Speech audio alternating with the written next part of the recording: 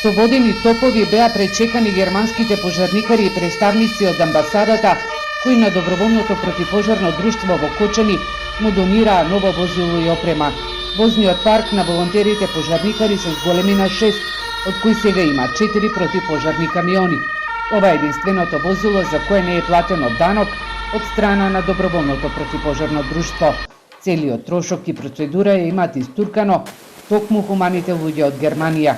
Законите не ја препознаваат хуманата дејност на волонтерите при интервенции на пожари и елементарни непогоди, ниту пак придобивање на вакви донации. Не може нашата дејност да биде непрепознаена од државата и да имаме шифра 10.94 останати дејности. За мене тоа е поразителен факт. Тоа значи дека сите пари што ви стасуваат за донации ги враќате повторно на државата, така?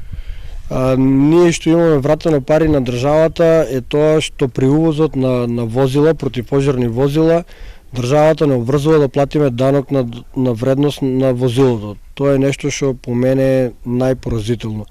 Значи до сега, ако добро искалкулирам, негде околу 360.000 денари ние имаме вратено на државата како данок.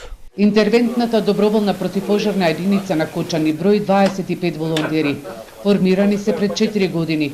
Поголемиот пожар на Илиндер.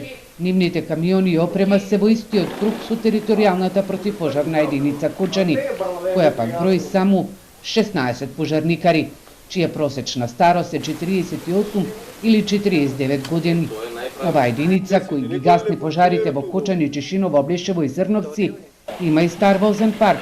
Најновиот камион има од пред 15 години. Имаме претежно стари возила, навални возила, имаме и некои нови теренски возила за шумски пожари после збинувањето на големите шумски пожари 2021 година. Добивме 2 теренски возила, можам да кажам дека се во добра кондиција и се нови, инаку старосната граница на противпожарните возила камиони, зборувам, се на 30 години. Во Кочанската противпожарна единица треба да има 32 пожарникари. Во моментов функционира со 45% од предвидениот законски правилник за пожарникарство.